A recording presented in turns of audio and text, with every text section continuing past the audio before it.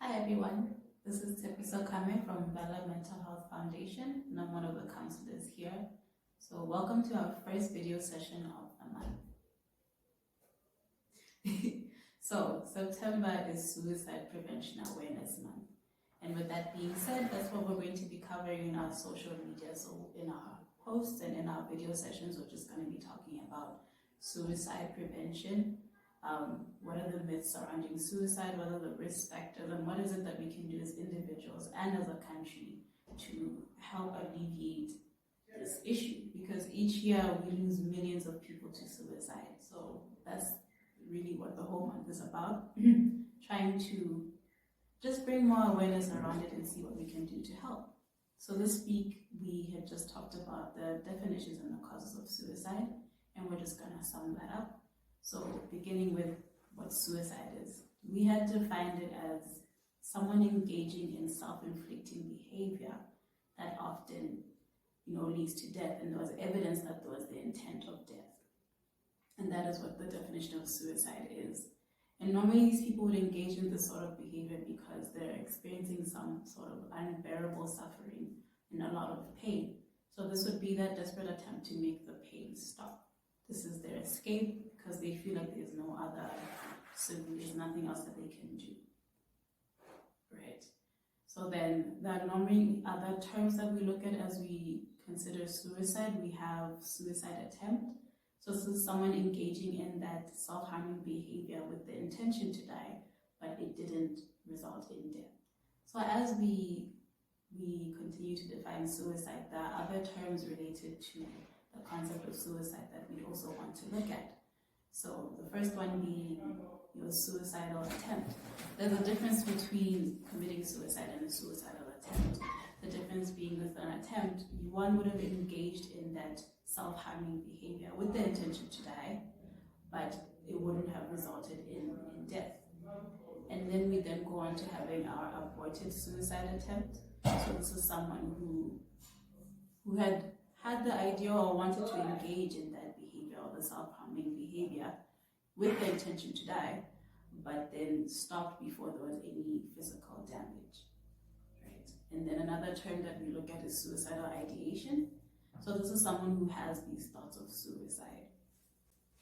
And then we then move on to intent. So this is someone with suicidal intent, means someone having the expectations or wanting to go through with the act of committing suicide.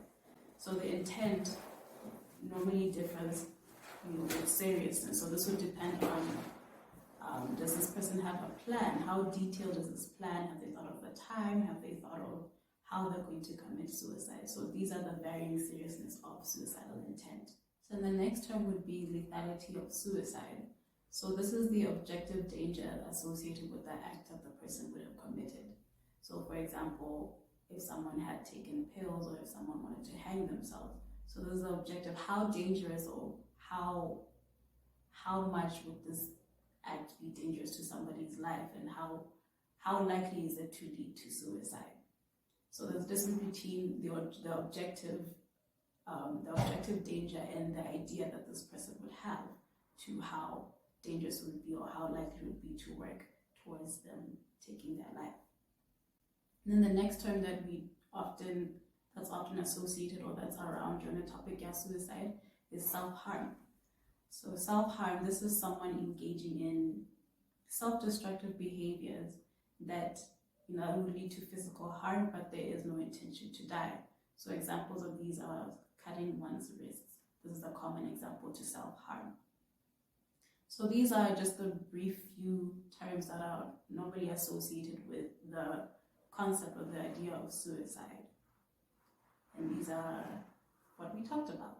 So we then moved on to talking about the causes and the risk factors to suicide. So like I had mentioned before, suicide is seen by the individual as a way out or as an escape to whatever it is that they're going through and the pain that they're experiencing.